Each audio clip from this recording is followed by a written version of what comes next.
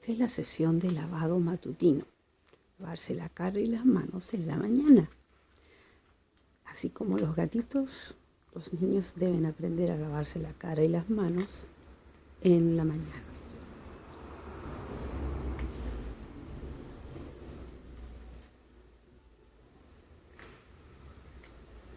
Ahora a tomar un rico desayuno.